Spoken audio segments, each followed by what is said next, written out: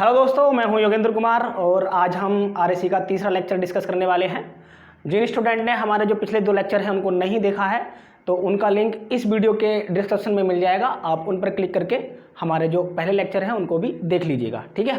क्योंकि हर अगला लेक्चर होता है जो पिछले लेक्चर से कनेक्ट होता है। तो जिन स्टूडेंट ने हमारे जो पिछली वीडियो हैं नहीं देखी हैं उनको देख लीजिएगा, ठीक है। और जो हमारे चैनल से नए जुड़े हैं उनको चैनल को सब्सक्राइब कर लीजिएगा, क्योंकि हम आगे आपको इससे भी बेटर क्वालिटी में आपको लेक्चर प्रोवाइड कराएंगे, ठीक है।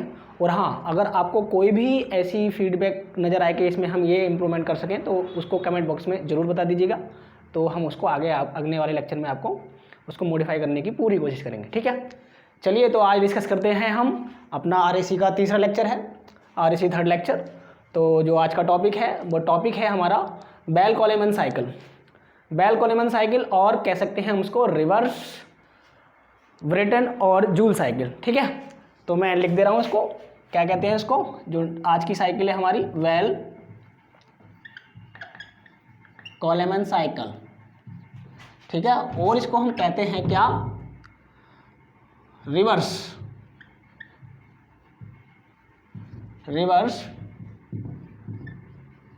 ब्रेटन और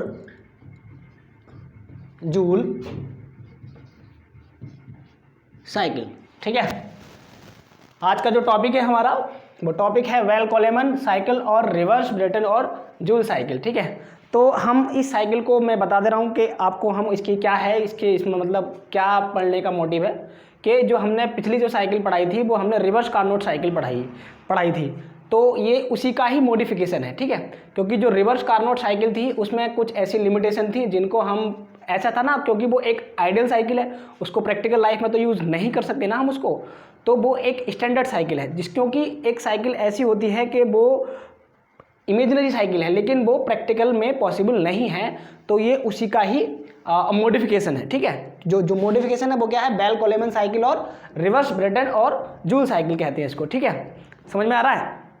हाँ, तो अब मैं देखो यही बता रहा हूँ कि उसमें ऐसी क्या लिमिटेशन थी, जो रिवर्स कार्नोट साइकिल थी उसमें ऐसी क्या लिमिटेशन थी जिसकी वजह से हमने उसको मॉडिफाई करके जूल ब्रेटन साइकिल को आना पड़ा, ठीक है। तो मैं उसको थोड़ा सा रिव्यू कर दे रहा हूँ, जो आपको पिछला लेक्चर था देखो देख लीजिएगा इसमें, कि जो हमारी कार्नोट साइकिल थी, ये मैं पीवी डायग्राम बना रहा हूँ, ठीक है, दिख रहा है। यहाँ पर हमारा वॉल्यूम था, यहाँ पर हमारा प्रेशर था। प्रोसेस क्या था, 1 से 2, 2 से 3 और 4, ठीक है। तो ये क्या था, इसको मैं बता रहा की कोशिश कर रहा हूँ कि ये हमारी क्यों लिमिटेशन थी, मतलब क्या इसमें ऐसी कमियां थी जिसकी वजह से हमें ये वाली साइकिल पे आना पड़ा, ठीक है। तो ये देखो ये क्या है, ये जो है हमारे टॉपिक थे टॉपिक नहीं, जो हमारे प्रोसेस थे 1 से 2 और 3 से 4, दीज आर हमारे आइसेंट्रोपिक टॉपिक थे। क्योंकि ये आइसेंट्रोपिक मतलब रिवर्सिबल एडियाबैटिक, ये हमारे कौन से टॉपिक थे, वो प्रोसेस थे, सॉरी, आइसेंट्रोपिक, ये हमारे आइसेंट्रोपिक प्रोसेस थे। और आइसेंट्रोपिक ऐसे प्रोसेस होते हैं जिसको रिवर्सिबल एडियाबैटिक प्रोसेस कहते हैं, ठीक है। और ये जो प्रोसेस थे हमारे कौन से, 2 से 3 और 4 से 1, ये कौन से प्रोसेस थे हमारे, ये वाले जो प्रोसेस है ये हमारे थे आइसोथर्मल प्रोसेस, ठीक है। तो देखो आइसोथर्मल प्रोसेस का मतलब होता है कि जहां पर हमारा टेम्परेचर कांस्टेंट रहता है। कहने का मतलब क्या है कि उस प्रोसेस में जहां पर हमारा तापमान नियत रहता है उस प्रोसेस को क्या बोलते हैं, हम आइसोथर्मल प्रोसेस बोलते हैं, ठीक है। देखो अब इसमें क्या है, 2 से 3 और 4 से 1, these are the isothermal process. ये क्या है कि ये आइसोथर्मल कब होंगे, ये जब होंगे कि जब हमारा प्रोसेस बहुत ज़्यादा स्लो हो। समझ में आ रहा है कि बहुत ज़्यादा स्लो होता है तभी हमारा टेम्परेचर कांस्टेंट रह सकता है, अदरवाइज नहीं रह सकता है। तो वो क्या है कि वो प्रैक्टिकल लाइफ में तो पॉसिबल है नहीं। समझ में आ रहा है। और जो प्रोसेस क्या है, ये आइसेंट्रोपिक प्रोसेस, कौन सा प्रोसेस, 1 से 2 और 3 से 4, ये जो प्रोसेस थे हमारे 1 से 2 और 3 से 4, these are the isentropic process. Isentropic process को हम रिवर्सिबल एडियाबैटिक प्रोसेस भी बोलते हैं।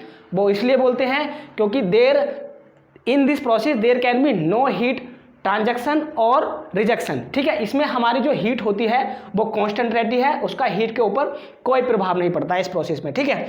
तो ये क्या है कि अगर ये हमारा अगर बहुत ज़्यादा प्रोसेस स्लो होगा, कौन सा प्रोसेस होगा 2 से 3 मतलब जो आइसोथर्मल प्रोसेस होगा वो हमारा बहुत ज़्यादा स्लो प्रोसेस होगा, तभी हमारा टेम्परेचर कांस्टेंट रह सकता है, अदरवाइज नहीं रह सकता, जो कि एक प्रैक्टिकल लाइफ में पॉसिबल नहीं है। समझ में आ रहा है। और क्या है प्रोसेस 1 से 2 और 3 से 4, these are the reversible adiabatic process और आइसेंट्रोपिक प्रोसेस।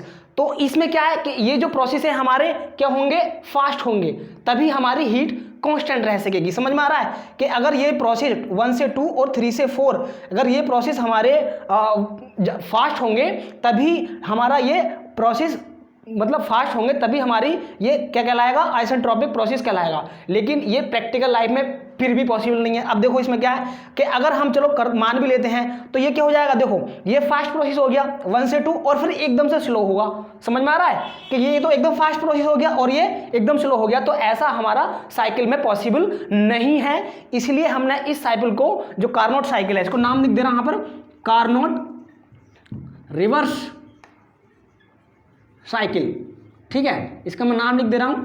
तो हमने इस साइकिल को ड्रॉप आउट कर दिया है और उसकी जगह हमने क्या लिया है, बेल कोलेमन साइकिल और रिवर्स ब्रेटन और जूल साइकिल।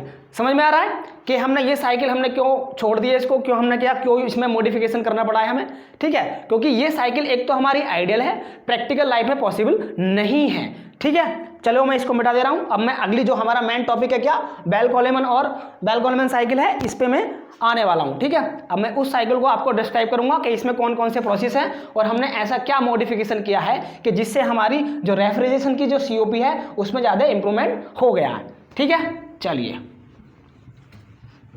अगर आपको इस लेक्चर में या जो पिछले लेक्चर में अगर कोई भी आपको फीडबैक दिखाई दे तो नीचे कमेंट बॉक्स में जरूर बता दीजिएगा हमें, और हमारे चैनल से ज़्यादा जुड़ने की कोशिश करिएगा, ठीक है। चलिए मैं बना रहा हूँ क्या, अब हाँ, अब मैं पहले बता दे रहा हूँ कि इसमें होता क्या है। चलो पहले तो मैं एक पिक्चोरियल डायग्राम बताता हूँ कि ये हमने बेल कोलेमन साइकिल और में क्या होता क्या क्या है। चलिए ठीक है, ये देखिए हमारा क्या है, मैं बनाने ये यहाँ पर है हमारा क्या, ये यहाँ पर हमारा है कंप्रेसर, ठीक है। कंप्रेसर को हम ये इस टाइप से बनाते हैं इसको, ठीक है। कंप्रेसर ये हमारा, कंप्रेसर से ये बाद में हमारी जो गैस आएगी वो आएगी हमारी कहाँ पर,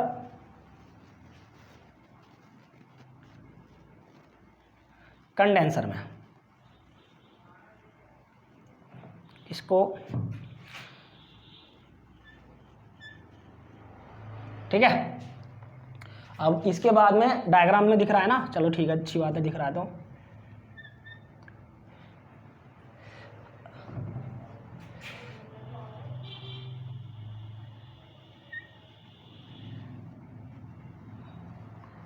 ये हमारा क्या है, एक्सपेंडर है। एक्सपेंडर में क्या होता है, हमारा जो रेफ्रिजरेंट है वो यहाँ पर आकर एक्सपेंड हो जाता है, ठीक है।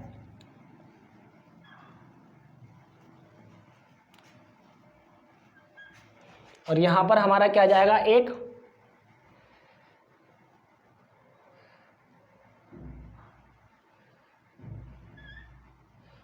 Evaporator,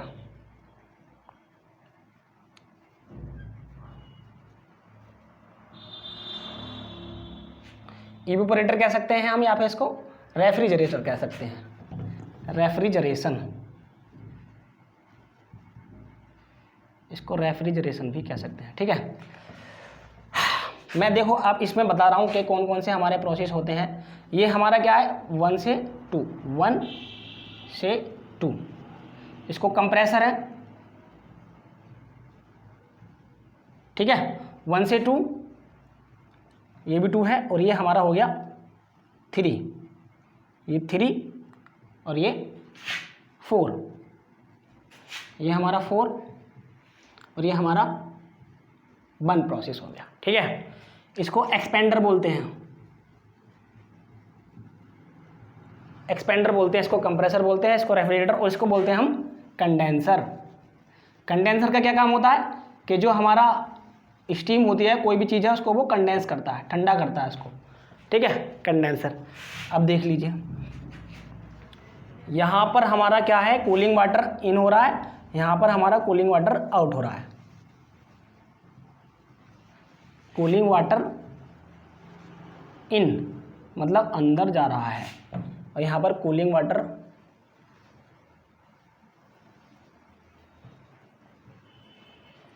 out. समझ में आ रहा है? हाँ, अब ये क्या है हमारी ओपन, ये जो डायग्राम बनाया है मैंने ओपन साइकिल रेफ्रिजरेशन का डायग्राम बनाया है। समझ में आ रहा है? ओपन साइकिल, अब मैं क्लोज साइकिल का ही बना रहा हूँ। देखो क्लोज साइकिल का भी मैं इधर बनाने की बना रहा हूँ, ठीक है। तो मैं अभी इसमें यही बता दूंगा, हाँ ये टॉपिक भी हमारा कि ओपन साइकिल रेफ्रिजरेशन क्या होता है, क्लोज साइकिल रेफ्रिजरेशन क्या है, वो भी इन डायग्राम के थ्रू मैं आपको बता दूंगा, एक्सप्लेन कर दूंगा कि उनमें क्या मेनली डिफरेंस होता है, ठीक है। तो मैं बना रहा हूँ इसको ओपन साइकिल।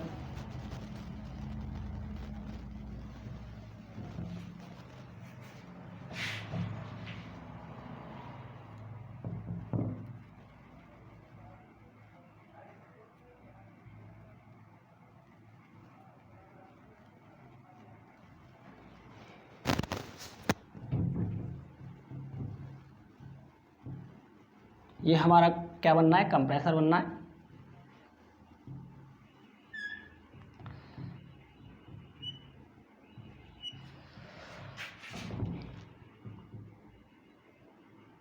कंप्रेसर के बाद हमारा जो रेफ्रिजरेंट होगा वो कहाँ आएगा, कंडेंसर में।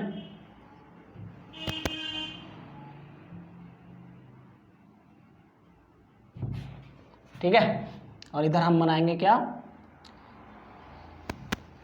इधर हमारा वही रेफ्रिजरेशन आएगा। यहाँ पे आने के बाद फिर हमारा क्या आएगा, एक्सपेंडर।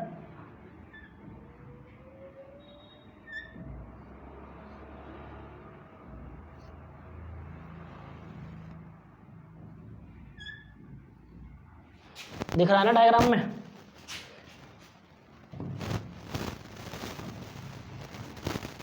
डायग्राम में एकदम क्लियर हो जानी चाहिए, ठीक है, देख लीजिएगा।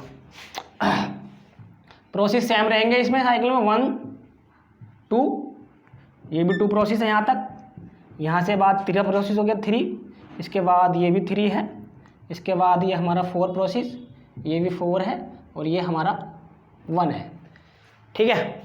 अब देख लीजिए इसमें यहाँ पे कूलिंग वाटर इन एंटर हो रहा है और यहाँ पर कूलिंग वाटर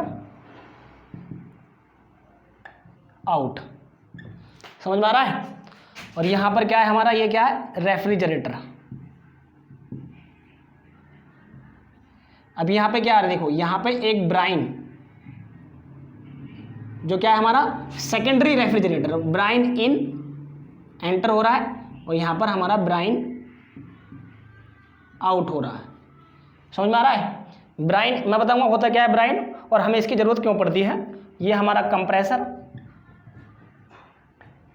ये हमारा कंडेंसर है,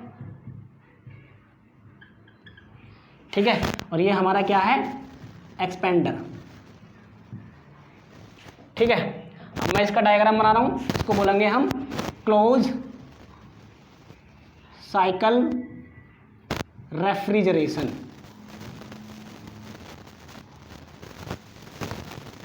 ये डायग्राम है हमारा क्लोज साइकिल रेफ्रिजरेशन का, और ये जो डायग्राम है ये हमारा है ओपन साइकिल रेफ्रिजरेशन का, ये वाला डायग्राम, ठीक है। अब देखो इन दोनों में क्या आपको डिफरेंस दिखाई दे रहा है, कुछ दिख रहा है। ये जो डायग्राम है ये क्या है, ये ओपन साइकिल रेफ्रिजरेशन का डायग्राम है, और ये क्या है हमारा क्लोज साइकिल रेफ्रिजरेशन का डायग्राम है, ठीक है। तो इन दोनों में क्या मेन डिफरेंस है, देखो ये जो हमारा रेफ्रिजरेशन है इसमें हमारा कोई भी ऐसा सेकेंडरी रेफ्रिजरेंट नहीं यूज हो रहा है। क्यों नहीं हो रहा है? क्योंकि यहाँ पर एक ही वर्किंग फ्लूइड है, मतलब एक ही हमारा रेफ्रिजरेंट है जो पूरी की पूरी साइकिल में हमारा हीट को ले जाने में और उसको प्रदान करने में यूज हो रहा है, ठीक है। और वो उससे हमारा डायरेक्ट जैसे भी होता है, हमें जैसे एक कोई जो हमें स्पेस कूल करना है वो डायरेक्ट चला जाएगा और उसको कूल कर देगा। लेकिन यहाँ पर क्या है, यहाँ पर क्या है, ये यहाँ पर एक रेफ्रिजरेंट तो यूज़ हो रहा है। सपोज दैट जैसे हमारी यहाँ पर एयर यूज़ हो रही है तो यहाँ पर एयर भी यूज़ हो रही है। सपोज दैट कि जैसे हमारी यहाँ पर एयर यूज़ हो रही है तो एयर के साथ साथ यहाँ पर हमने एक सेकेंडरी रेफ्रिजरेंट है ब्राइन ले लिया है। वो क्या काम करेगा कि जो प्राइमरी जो रेफ्रिजरेंट है उससे ये जो सेकेंडरी रेफ्रिजरेंट है हीट लेकर उस इन्वायरमेंट में या फिर उस स्पेस में भेज देगा जहाँ सा हमें स्पेस ठंडा करना है या कूल करना है। ठीक है, तो इसलिए क्या करेंगे हम इसलिए हम इसको क्या कहते हैं, क्लोज साइकिल रेफ्रिजरेंट कहते हैं। क्योंकि यहाँ पर डायरेक्ट जो क्लोज साइकिल रेफ्रिजरेंट है यहाँ पर डायरेक्ट इन्वॉल्वमेंट नहीं होता है प्राइमरी रेफ्रिजरेंट का, जो कि हमें जो स्पेस हमें ठंडा करना है। लेकिन यहाँ पर क्या है, इसका डायरेक्ट इन्वॉल्वमेंट है इस वाली साइकिल में कि हम जो स्पेस कूल करना है उसमें ये डायरेक्ट रेफ्रिजरेंट जाएगा और उसको कूल कर देगा। ठीक है, तो ये जो साइकिल जो दिखा रहा है ये इस डायग्राम के ये एक ही साइकिल पे वर्क करते हैं। कौन सी साइकिल है हमारी, वेल कोलेमन साइकिल और रिवर्स ब्रेटन और जूल साइकिल। ठीक है, ये समझ में आ गया। और ये भी समझ में आ गया कि ओपन साइकिल रेफ्रिजरेंट क्या होता है और क्लोज साइकिल रेफ्रिजरेंट क्या होता है। ये बहुत ही ज़्यादा इंपॉर्टेंट टॉपिक है। ठीक है, तो इसको अब समझ लीजिएगा। क्यों, क्योंकि इसमें जो रेफ्रिजरेंट है इसमें सेकेंडरी रेफ्रिजरेंट यूज है। हाँ, अब ये ब्राइन क्या होता है, ब्राइन क्या है, it is a solution of salt and water. ये जो ब्राइन होता है क्या है, it is a mixer of salt and water का जो होता है मिक्सर होता है इसको, या फिर इसकी जगह हम और कोई भी जो सेकेंडरी रेफ्रिजरेंट है उसको भी हम ले सकते हैं। ठीक है, तो अब मैं इसको क्या करूंगा, एक पीवी डायग्राम से और पीवी मतलब प्रेशर वॉल्यूम डायग्राम से और टीएस मतलब टेम्परेचर एंड एंट्रोपी डायग्राम से इस साइकिल को शो करने की कोशिश करूंगा। और हम उस साइकिल के थ्रू क्या करेंगे, उसकी सीओपी निकालने की कोशिश करेंगे। ठीक है, कि हमारी क्या सीओपी निकल कर आती है। ठीक है, अगर कोई भी इन डायग्राम में या फिर किसी चीज़ में अभी जो मैंने डिस्कस किया, अगर आपको कोई भी चीज़ समझ में नहीं आ रही है उसको मुझे कमेंट बॉक्स में बता दीजिए। मैं नेक्स्ट लेक्चर में उसको पूरी कवर करने की कोशिश करूँगा। ठीक है, और ठीक है, तो मैं इसको मिटा दे रहा हूँ जल्दी से और मैं इसका एक पीवी और टीएस डायग्राम बनाऊंगा। ये साइकिल तो आपको समझ में आ गई ना।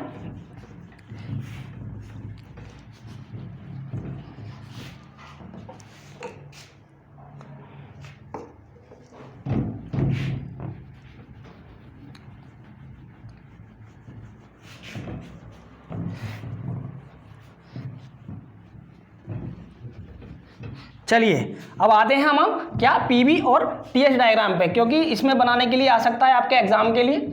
और हाँ, एग्जाम का ये भी है कि चलो ठीक है, जिन स्टूडेंट ने ये सोच रखा है कि हम प्रमोट हो जाएंगे, पिछली बार तो आप प्रमोट हो चुके हैं लेकिन इस बार क्या पता प्रमोट नहीं हो जाएगा, और चलो मान भी लेते हैं आप प्रमोट हो भी जाओगे तो उस चीज़ का भी क्या फ़ायदा कि अगर आप ऐसी बिगर एग्जाम दिए पास हो जाओगे, लेकिन क्या फ़ायदा, आगे इंडस्ट्री में जाओगे तो आपको सब्जेक्ट की नॉलेज होगी नहीं। तो मतलब ये है कि हमें क्वालिटी मेंटेन जरूर करनी चाहिए, क्योंकि we are the mechanical engineering, तो मैकेनिकल इंजीनियर हैं और हमारा ज़्यादातर जो फोकस होता है वो क्वालिटी पे ही फोकस होता है। तो अगर हम अपने आप में क्वालिटी को लेकर चलेंगे तभी हम अपनी लाइफ में कुछ ना कुछ कर सकेंगे, या फिर हम कुछ नहीं कर सके तो कम से कम एक जो हमारे घरों वगैरह में तो यूज़ होते हैं रेफ्रिजरेटर और एसी, तो हम उनको कम से कम हमारे जो नॉन टेक्निकल बंदे हैं उनको तो हम समझा ही सकते हैं कि हाँ भाई ये किस साइकिल पे वर्क करते हैं या कैसे कैसे काम करते हैं। तो ये भी हमें बहुत जानना जरूरी है। ठीक है, चलिए आते हैं अपने मेन टॉपिक पे, पीवी डायग्राम। ये मैं पीवी डायग्राम बनाऊंगा इसका। पीवी डायग्राम तो समझ रहे हैं सभी।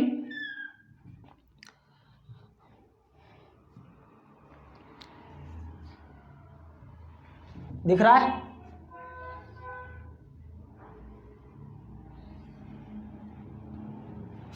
PV diagram. यहां पर हमारा वॉल्यूम रहता है, पता है सभी को। प्रेशर रहता है हमारा वर्टिकल एक्सिस पर, ये भी सभी को पता है। तो ये प्रोसेस क्या हमारा 1 है, ये 2 है, ये 3 है, ये 4 प्रोसेस है। क्या है, एरो के निशान लगा दे रहे हैं। रिवर्स है तो थोड़ा रिवर्स चलेगा, अगर हम इंजन के केस में पढ़ते तो ये जो एरो के निशान है वो नीचे की तरफ हो जाते। ठीक है, तो ये क्या है हमारा, अब देखो प्रेशर है तो ये हमारी स्ट्रेट लाइन है। देखो प्रोसेस 2 से 3 ये स्ट्रेट लाइन है, तो इसका मतलब हो गया कि हमारा P2 बराबर है किसके, P3 के। और ऐसी हमारी स्ट्रेट लाइन क्या है यहाँ पर, ये भी स्ट्रेट लाइन है, तो यहाँ पर P1 बराबर हो जाएगा किसके, P4 के। मतलब क्या है कि प्रेशर जो 1 पे है वो बराबर हो जाएगा प्रेशर 4 के। समझ में आ रहा है। हाँ, और ये क्या है हमारे, ये हमारे आइसेंट्रोपिक प्रोसेस है, कौन कौन से, 1 से 2 और 3 से 4। मैं लिख दे रहा हूँ उनको, ये जो है हमारा आइसेंट्रोपिक प्रोसेस है। क्या प्रोसेस है, आइसेंट्रोपिक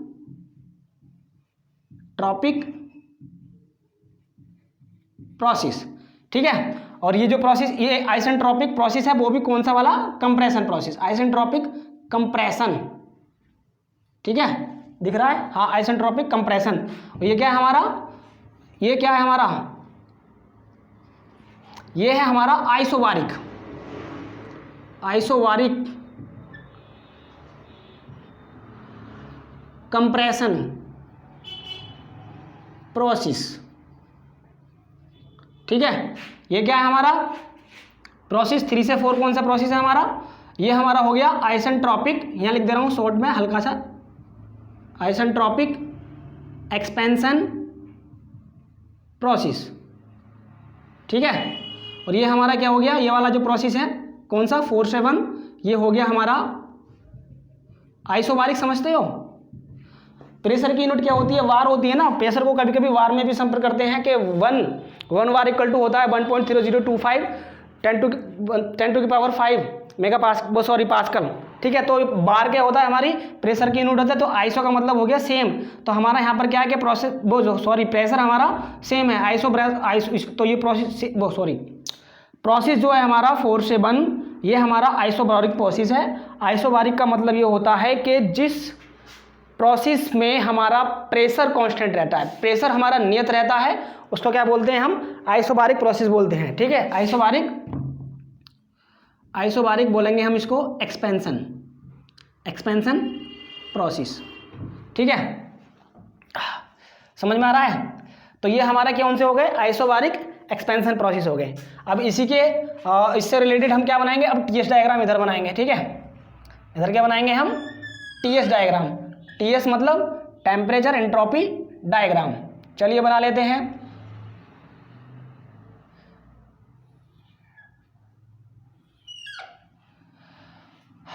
ये हमारी कर्व में है, ये स्ट्रेट, ये देखो, ये 1 हो गया, ये जो लाइन है हमारी कर्व में है, स्ट्रेट लाइन नहीं है, ये कर्व में जाएंगे इस टाइप से,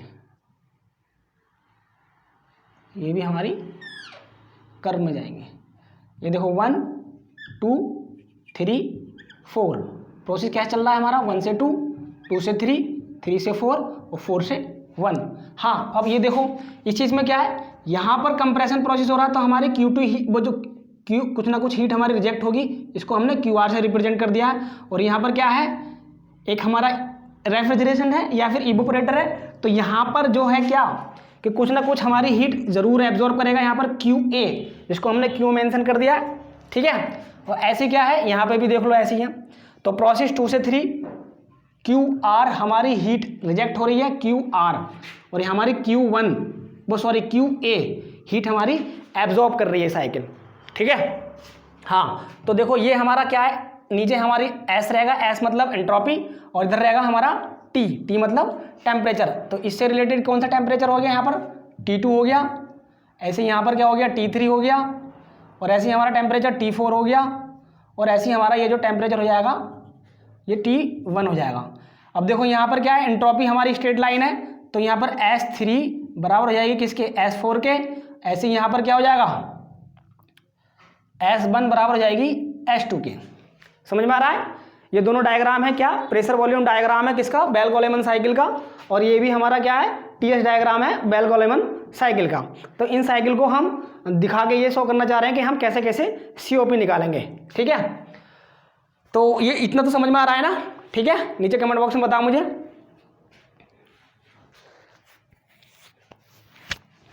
तो चलिए हम क्या बता रहे हैं, अब मैं इनको डिस्क्राइब भी कर दे रहा हूँ, होता क्या है, ठीक है। तो क्या है कि हमारा जो प्रोसेस 1 से 2 है, वो जो साइकिल बनाई थी हमने, जो पिछली साइकिल है, वो प्रोसेस यहाँ पर क्या था, कंप्रेसर लग रहा था, तो ये है ना isentropic compressor, compression process. Isentropic compression process का मतलब हो गया कि रिवर्सिबल एडियाबैटिक प्रोसेस है हमारा।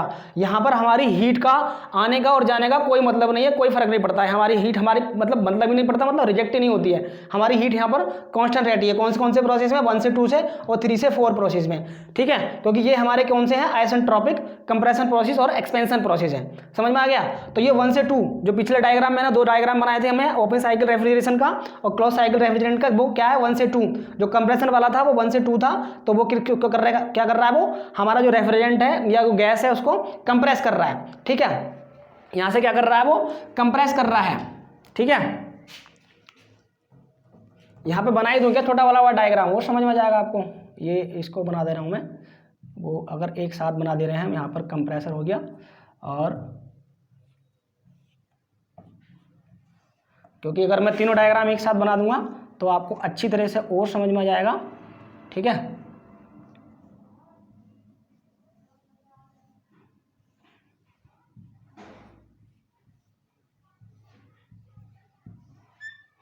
शॉर्ट में बता रहा हूँ। कंप्रेसर, ये हो गया कंडेंसर, और ये हो गया हमारा एक्सपेंडर, ये हो गया रेफ्रिजरेटर, ठीक है। ये 1 से 2, 1 2,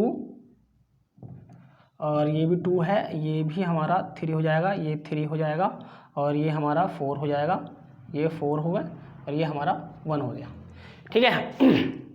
तो देखो ये क्या रेफ्रिजरेटर है? ये रेफ्रिजरेटर है, ठीक है। तो प्रोसेस क्या है ये समझ में आ रहा है? ये डायग्राम, इस डायग्राम को देखो और इनको कंपेयर करो। देखो ये क्या है? कंप्रेसर है। तो कंप्रेसर का मतलब क्या हो गया? कंप्रेसर का मतलब ये है कि कंप्रेसर में हमारा जो गैस है वो कंप्रेस हो रही है, ठीक है। कंप्रेस हो रही है 1 से 2, किस प्रोसेस के थ्रू? आइसेंट्रोपिक प्रोसेस के थ्रू, ठीक है। इस डायग्राम में जो दिखा दे रहा है वो पीवी डायग्राम में देखेंगे। यहाँ पर ये कंप्रेसर है, सी डिनोट कर रहा है कंप्रेसर को। तो क्या है? इसमें हमारा जो गैस है वो कंप्रेस होकर कहाँ जा रही है? कंडेंसर में। कंडेंसर में क्या है? जो कंडेंसर का कौन सा प्रोसेस है? 2 से 3। 2 से 3 हमारा क्या है? 2 से 3। देखो कंडेंसर में क्या है? हमारा प्रेशर कॉन्स्टेंट रहता है, तो ये प्रेशर कॉन्स्टेंट को दिखा रहा है, ठीक है। तो क्या है? इसमें हमारा जो यहाँ से कंप्रेस होगी तो क्या होगा? कोई भी जो रेफ्रिजरेंट होगा उसका टेम्परेचर बढ़ जाएगा। यहाँ से देखो 2 है, 2 प्रोसेस है ना, 2 पे यहाँ पर देखो हाईएस्ट टेम्परेचर कितना है? यहाँ पर 2 TTO है, ठीक है। प्रेशर बढ़ेगा, ठीक है। तो क्या हो जाएगा? यहाँ पर प्रेशर भी बढ़ जाएगा हमारा। देखो P से 2 ये दिख रहा है ना, प्रेशर P1 से P2 हो जाएगा। ये डायग्राम है ना, P से P2 बढ़ जाएगा, प्रेशर भी बढ़ रहा है और टेम्परेचर भी बढ़ रहा है कंप्रेसर में। तो क्या है कि वो जो रेफ्रिजरेंट है तो यहाँ के होने के बाद वो क्या कंडेंसर में आके ठंडा होता है। ठंडा होने के बाद फिर क्या करते हैं हम? तो 2 से 3 कंडेंसर को कौन सा दिखा रहा है? वो 2 से 3। 2 से 3 कौन सा प्रोसेस है? ये वाला 2 से 3 प्रोसेस ही है।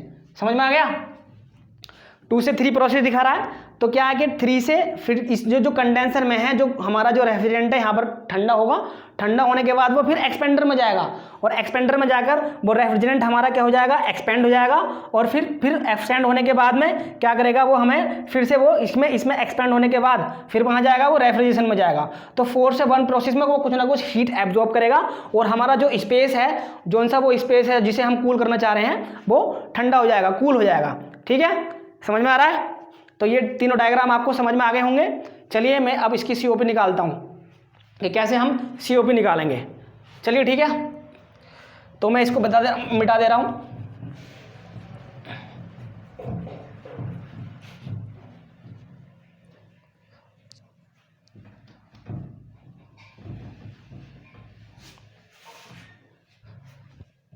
ये डायग्राम रहने बहुत ज़रूरी हैं हमारे COP निकालने के लिए एक साथ ही। चलिए इसको मिटा दे रहा हूँ क्योंकि स्पेस कम है हमारे पास, तो मैं इसको मिटा के यहाँ बना दूंगा इसके नीचे। ये हो गया वॉल्यूम, सही है। PV डायग्राम, TS डायग्राम यहाँ दिख रहा है ना, ये TS डायग्राम यहाँ दिख रहा है। लाइन दिख रही है? नहीं दिख रही? अभी दिखेगी, दिख रही है। चलो ये क्या है हमारा?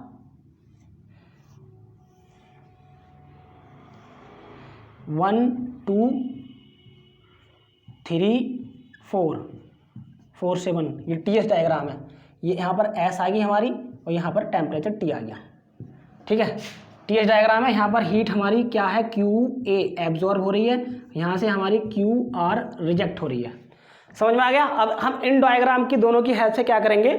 वो निकालेंगे इसकी COP निकालेंगे। चलिए ठीक है, निकाल लेते हैं। अब ये मैं लिख दे रहा हूँ कि प्रोसेस होता क्या है, ठीक है। अब मैं उन प्रोसेस के कौन कौन से प्रोसेस हमारे इस साइकिल में हो रहे हैं उन प्रोसेस को मैं लिख दे रहा हूँ, तो ये आप लिख लीजिए, आपके एग्जाम में काम आएंगे, ठीक है। तो प्रोसेस 1 से 2 क्या है, isentropic compression process, isentropic compression process, ठीक है। यहां पर हमारी हीट का कोई फर्क नहीं पड़ता है। फिर क्या है प्रोसेस हमारा 2 से 3, 2 से 3 क्या है हमारा, आइसोवायरिक, आइसोवारिक, आइसोबारिक हीट रिजेक्शन प्रोसेस बोलेंगे, आइसोबारिक, क्योंकि हीट रिजेक्ट हो रही है ना हमारी, हीट रिजेक्शन प्रोसेस, ठीक है। फिर हमारा क्या है 3 से 4 प्रोसेस, 3 से 4 प्रोसेस क्या है हमारा, 3 से 4 प्रोसेस क्या है बताओ, देखो डायग्राम में क्या दिख रहा है, वो आइसोबारिक एक्सपेंशन प्रोसेस, वो सॉरी 3 से 4 है हमारा आइसेंट्रोपिक, आइसेंट्रोपिक एक्सपेंशन प्रोसेस, ठीक है। और 4 से 1, 4 से 1 में क्या हो रहा है, देखो ये डायग्राम में क्या हीट हमारी एब्जॉर्ब हो रही है, तो हम करेंगे आइसोबारिक,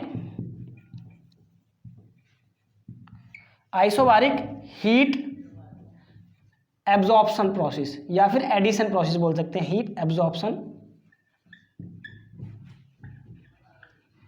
प्रोसेस। समझ में आ रहा है, ये समझ में आ गया, नोट कर लीजिएगा, आपके काम में आएंगे, ठीक है। और अगर कोई नहीं समझ में आया तो मुझे बता दीजिएगा, ठीक है। अब देख लो क्या करेंगे कि अब हम देखो प्रोसेस कौन सा लेते हैं, प्रोसेस 2 से 3 प्रोसेस लेते हैं, तो ले लेते हैं, चलो प्रोसेस 2 से 3 के लिए क्या निकालेंगे हम, कि हमारी कितनी हीट रिजेक्ट हो रही है। तो देखो हीट निकाल लेते हैं QR। अब देखो ये क्या है, QR हम यहाँ से निकालेंगे, देखो ये क्या है, आइसोबारिक प्रोसेस है। आइसोबारिक प्रोसेस का मतलब क्या होता है कि प्रेशर हमारा कांस्टेंट रहता है, तो specific heat at constant pressure पे हम यहाँ पर लेंगे, क्या लेंगे हम, CP, या तो फिर हम डायरेक्ट निकाल लेते हैं ना, TH डायग्राम से, इससे निकाल लो, ठीक है। यहां से निकाल लेते हैं, क्या होगी हमारी, इस TH डायग्राम से निकाल लेंगे, तो यहां से भी हमारी क्या हमारी निकल के आ जाएगी, ठीक है। तो QR बराबर क्या हो जाएगा हमारा, कांस्टेंट हीट एट कांस्टेंट, वो sorry specific heat and constant pressure, ये CP क्या है हमारी, specific heat and constant pressure पे, इसलिए हमने CP लिया है यहाँ पर, क्योंकि हमारा यहाँ पर प्रेशर कांस्टेंट है। तो क्या हो जाएगा यहाँ पर T2 माइनस के T3, प्रोसेस 2 3 ले रहे हैं ना हम, तो प्रोसेस हमारा क्या है 2 से 3, तो T2 क्या है, higher temperature minus lower temperature, तो T2 माइनस T3 हो गया। फिर क्या करेंगे हम, इसी के हिसाब से फिर क्या ले लेंगे हम प्रोसेस उसके लिए कि हमारी हीट कितनी एब्जॉर्ब हो रही है, प्रोसेस किसके लिए, 4 से 1 के लिए, तो हमारे क्या होंगे Q, ये प्रोसेस ले लेंगे, यहाँ पर लिख दे रहा हूँ मैं, प्रोसेस 4 से 1 के लिए क्या होगी QA, का मतलब कि कितनी हमारी हीट एब्जॉर्ब हो रही है, तो यहाँ पे भी हम CP लेंगे, दिखाई दे रहा है, CP लेंगे, क्या लेंगे, तो यहाँ पे हम CP क्यों ले रहे हैं, क्योंकि ये भी हमारा क्या है प्रोसेस, प्रेशर कांस्टेंट प्रोसेस है, ठीक है, ये भी क्या है हमारा प्रेशर कांस्टेंट प्रोसेस, तो यहाँ पर क्या जाएगा T1 माइनस के T4, समझ में आ गया। तो यहाँ पर क्या हो गया हमारा T1 माइनस के T4 हो गया, ये दोनों हमारे क्या निकल आई, ये हीट रिजेक्शन प्रोसेस, मतलब कितनी हीट हमारी रिजेक्ट हो रही है ये निकाल ली है हमने, और कितनी हीट हमारी एब्जॉर्ब हो रही है ये भी निकाल ली है। चलो अब क्या होते हैं कि अब हम इसकी COP निकालेंगे, ये नोट कर लीजिएगा, मैं मिटा रहा हूं इसको, नोट कर लिया होगा आपने, नहीं तो आपको स्टॉप करके नोट कर लीजिएगा, ठीक है। चलिए अब क्या निकालेंगे हम, नेट वर्क आउटपुट, कि हमारा कितना वर्क आउटपुट इसमें साइकिल में लग रहा है, कि हम कैसे निकालेंगे, वो क्या करेंगे कि कितनी हमारी जो हीट रिजेक्ट हो रही है इसमें से जो हमारी हीट एब्जॉर्ब हो रही है उसको घटा देंगे, तो हमारा नेट वर्क डन निकल जाएगा पूरी टोटल साइकिल में, कि हमारा कितना वर्क डन इसमें कंज्यूम हो रहा है या फिर हमें कितना देना पड़ रहा है, ठीक है। चलो निकाल लेते हैं हम इसको, W निकाल लेते हैं, क्या निकलेगा वो क्यू आर माइनस के क्यू ए। अब देखो क्यू आर की वैल्यू पुट कर दो यहाँ पर, क्या हो गया सी पी T2 माइनस के T3, फिर क्या लेंगे हम माइनस में सी पी क्या T1 माइनस T4। ठीक है, ये आ गया हमारा टोटल वर्क जो साइकिल में यूज हो रहा है। चलो अब हम आगे करते हैं, क्या निकालेंगे COP। बताओ भाई बच्चों COP होता क्या है, COP निकालो बताओ। COP किसके निकाल रहे हैं, R मतलब रेफ्रिजरेशन की। तो क्या हो जाएगा कि टोटल हीट एब्जॉर्ब्ड कि हम कितनी हीट एब्जॉर्ब कर रहे हैं, और work done net work done in a cycle, या total work done in a cycle लिख सकते हैं हम, total work done in cycle. समझ में आ रहा है। तो ये कितना हो गया, ये हमारी किया कि Q हमारी A, ये Q हो रही है, और W क्या है हमारा टोटल वर्क है जो यूज हो रहा है किसमें, रेफ्रिजरेटर में। ठीक है, तो रख दो, वैल्यू पुट कर दे रहे हैं उसकी, ये दोनों प्रोसेस मिटा दे रहा हूं मैं। अगर कोई नहीं समझ में आए तो समझ लीजिएगा। तो ये क्या है हमारी, देखो रख देते हैं हम क्यू ए, तो CP हो गया T1 माइनस के T4। समझ में आ रहा है। अब क्या ले लेंगे हम यहाँ पर, देखो क्या हो जाएगा, ये CP को चलो छोड़ दो, CP ले ले, चलो यहाँ पर पुट कर दे रहे हैं T2 माइनस के T3 और माइनस में CP क्या T1 माइनस के T4। ठीक है, अब इसमें आगे कुछ नहीं है, बस मैथमेटिकल पोर्शन है। जिन बच्चों की मैथ कंप्लीट है वो मतलब अच्छी मजबूत है, स्ट्रांग है, तो वो आसानी से समझ जाएंगे। और अगर जिन स्टूडेंट की नहीं समझ में आए कॉपी टॉपिक तो मुझे बता देना, मैं बता दूंगा आपको। ठीक है, तो देखो CP कैंसिल हो जाएगा, तो क्या बचेगा हमारा, देखो CP से CP कैंसिल हो गया, यहाँ से CP कॉमन लेंगे, यहाँ CP ले लिया, यहाँ पे CP कॉमन ले लिया, और ये जो कही है ये भी हम कॉमन ले रहे हैं। T4 हम इसके नीचे ले लेते हैं, क्या T4 बटे T1 माइनस 1 ले लिया हमने, और यहाँ पर क्या लेते हैं यहाँ पे भी क्या लेते हैं हम, यहाँ पर T3 कॉमन ले लेते हैं, T3 बटे वो सॉरी T2 बटे T3 माइनस के 1, ये हो गया, क्योंकि हम T3 कॉमन ले लेंगे तो T2 इसके बटे में पहुँच जाएगा, यहाँ से हम T4 कॉमन लेते हैं, माइनस में क्या ले लें हम T1 बटे T4 और माइनस का 1। समझ में आ रहा है बच्चों। ठीक है, चलिए अब क्या करेंगे, हम इसको मैनिपुलेट करना है, मैनिपुलेट करके हम इसको क्या करेंगे, हम आगे जाके फाइनल में जहाँ तक सॉल्व कर सकते हैं वहाँ तक सॉल्व करेंगे, और एक हमें लास्ट में जाके एक COP का फॉर्मूला निकल जाएगा। तो वो फॉर्मूला किसके लिए होगा, वेल कोलेमन साइकिल के लिए हमारा COP का फॉर्मूला होगा। ठीक है, तो इसको हम क्या कर लेते हैं, समीकरण 1 मान लेते हैं, इक्वेशन नंबर 1 डाल देते हैं इसको। चलिए अब हम आगे क्या करते हैं, फोर प्रोसेस किसके लिए, 1 से 2 के लिए और 3 से 4 के लिए, क्योंकि हमारे 1 से 2 के लिए, 4 प्रोसेस 1 से 2 के लिए क्या होता है कि हमारा एक रिलेशन होता है किसके लिए, आइसेंट्रोपिक प्रोसेस के लिए। क्या रिलेशन है वो, T2 बटे T1 मतलब टेम्परेचर में और प्रेशर में रिलेशन होता है, वो क्या होता है P2 बटे ये होता है T2 बटे T1 दिख रहा है, और यहाँ पर होता है gamma minus 1 upon gamma. Gamma क्या है, ये हमारा एयर के लिए है, एडियाबैटिक इंडेक्स सॉरी, गामा किसके लिए यूज़ करते हैं हम, एयर के लिए यूज़ करते हैं। ठीक है, ऐसे ही क्या हो जाएगा, यहाँ पर हम किसके लिए, प्रोसेस के लिए 1 से 2 के लिए, तो हम क्या करेंगे 3 से 4 के लिए भी यही निकाल लेंगे। उसमें क्या होगा हमारा 3 से 4 के लिए क्या होगा हमारा, बताओ 3 से 4 के लिए क्या होगा, 3 से 4 है ना ये, बताओ 3 से 4 के लिए क्या होगा हमारा, समझ में आ रहा है। 3 से 4 के लिए हो जाएगा हमारा T3 बटे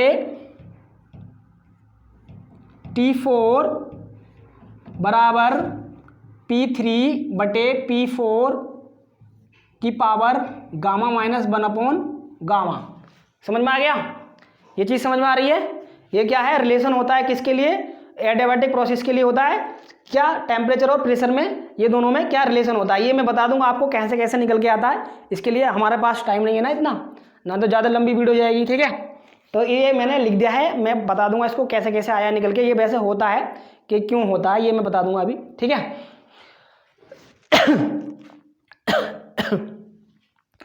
समझ में आ गया।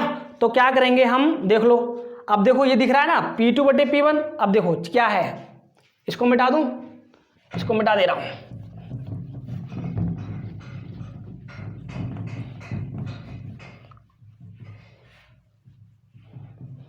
इसको लिखा देने देना जो हमारी इक्वेशन नंबर 1 है, क्योंकि इसकी जरूरत पड़ेगी हमें वैल्यू पुट करने में, ठीक है। तो क्या है देखो, ज़्यादा नीचे हो रहा, चलो ठीक है। हाँ, अब ये क्या है प्रोसेस हमारा, क्या है 1 से 2, वो 2 से 3 क्या है, आइसोबारिक प्रोसेस है। मतलब क्या है कि P2 बराबर है किसके, P3 के, और एंड क्या है ये 4 से 1 है, ये भी हमारा आइसोबारिक प्रोसेस है। तो यहाँ पर हमारा P4 ये भी बराबर है किसके, P1 के। तो इसमें रख दो क्या, इसमें रख दो जो T3 माइनस T4 है। तो हम कह सकते हैं कि T3/T4 बराबर P3 किसके बराबर है, P2 के, और P4 किसके बराबर है, P1 के।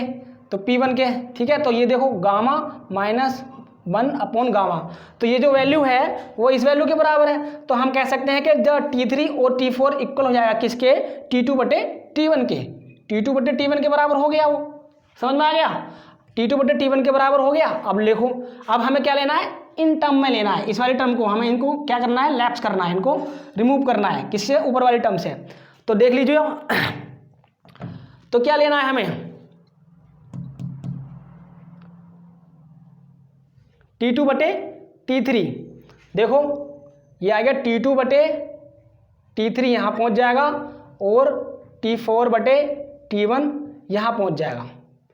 समझ में आया, मतलब यहाँ पर ले सकते हैं हम क्या, यहाँ पर T3/T4। तो क्या करेंगे हम, T2 ये वाला T3 है वो इसके अपॉन में पहुँच जाएगा, और ये जो T1 वो ये वाला जो क्या कहते हैं वो ये T4 है वो यहाँ पर पहुँच जाएगा T1 के, ये T1 इधर पहुँच जाएगा। समझ में आ गया, T2 ये हो गया, तो T2/T3 हो जाएगा। ये हमने गलत लिख दिया यहाँ पर, T1/T होगा, सही है, क्योंकि ये T1 जो है वो यहाँ पहुँच जाएगा, ये T3 यहाँ पहुँच जाएगा, तो T1/T4 हो गया। समझ में आ गया, ये समझ में आ गया नहीं आया, बताइए इतना समझ में।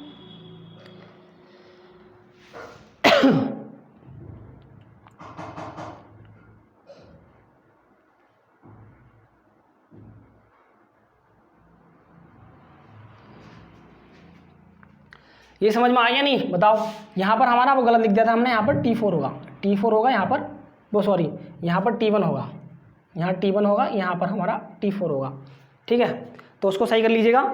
तो इसमें क्या है देखो, अब क्या है कि ये दोनों बराबर होगी टर्म, T2/T3 और T1/T2 ये टर्म बराबर होगी। देखो T2/T3 ये भी बराबर हो गई। हमने यहाँ पर क्या लिया था, यहाँ से हमने T3 कॉमन लिया था, और यहाँ पर हमने T4 कॉमन लिया था, ये भी लिखना था यहाँ पर, ठीक है। हमने क्या लिया था यहाँ पर, T4 कॉमन लिया था, ठीक है। और यहाँ पे भी हमने यहाँ पे भी T4 कॉमन लिया था ना, क्योंकि तभी तो हमारा बटे में आया था, T4 कॉमन लिया था यहाँ पर। समझ में आ गया। तो क्या है T4 हमने क्या लिया था, ये इसके बटे में आया था, यहाँ पर ही आ गया, ठीक है। तो क्या है देखो, ये वाली जो वैल्यू है और ये जो वैल्यू है ये दोनों बराबर हो गई, और ये हमारा क्या बचेगा यहाँ पर, और ये वैल्यू फिर ये दोनों बराबर होगी, ये बराबर होगी, कैंसिल हो जाएगा।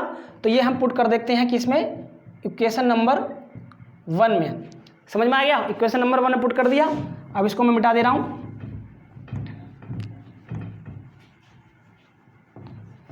इक्वेशन नंबर में 1 में पुट कर देंगे। क्या देखो किसकी वजह से, कि जो हमारी जो टर्म है T2/T3 ये जो रेशियो है और ये वाला जो रेशियो है बराबर है। देखो T2/T3 इसके बराबर रख दिया, क्योंकि ये वाली जो ब्रैकेट में वैल्यू है और ये जो ब्रैकेट में वैल्यू है ये दोनों बराबर हो चुकी हैं। तो ये बराबर लेके हम कॉमन ले लेंगे, और कॉमन से लेके ये कट जाएगा ऊपर वाले से। तो क्या बचेगा हमारी COP जो रेफ्रिजरेटर की है वो क्या बचेगी बताओ। ऊपर बचेगा हमारा T4 और नीचे बचेगा क्या, T3 माइनस के T4। समझ में आ गया, ये बच गया। अब देखो हम फिर से यहाँ पर T4 कॉमन ले लें, इसको मिटा दे रहा हूँ मैं, ये नोट कर लीजिएगा। ठीक है। तो क्या है, यहाँ से हमने फिर T4 कॉमन ले लेंगे, तो यहाँ से T4 से T4 कैंसिल हो जाएगा। देखो यहाँ से मैं T4 रखा रहने दो इसको, यहाँ से मैं T4 कॉमन ले रहा हूँ, तो यहाँ से T3 बटे T4 हो जाएगा और माइनस के 1 आ जाएगा और यहाँ पर T4 हो जाएगा। तो ये इससे ये कैंसिल हो गया, ठीक है। तो 1/, क्या हो गया, 1/, T3 बटे T4 माइनस के 1, ये समझ में आ गया, ये हो गया है। तो T3 की वैल्यू क्या है, देखो T3 बटे T4 की वैल्यू क्या है, P2 बटे P1, तो ये वैल्यू हम यहाँ रख देंगे इस वाली फिर से इक्वेशन में। तो हमारी COP क्या हो जाएगी, 1/, ये हो जाएगी हमारी COP P2 बटे P1 की पावर, समझ में आ रहा है ना, गामा माइनस 1/गामा, ठीक है, और माइनस के 1,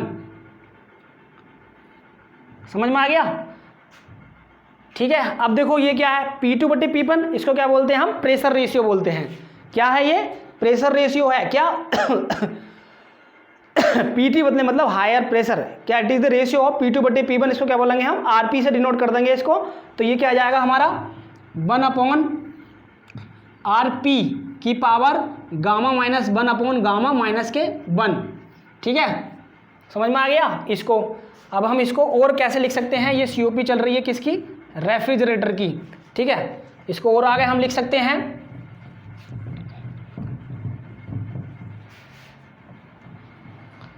क्या लिख सकते हैं, देखो ये पूरी ब्रैकेट को हम ऊपर ले जाएं तो क्या आ जाएगी हमारी COP जो रेफ्रिजरेटर की है वो आ जाएगी क्या, RP की पावर गामा माइनस 1/गामा माइनस के 1 की पावर माइनस 1।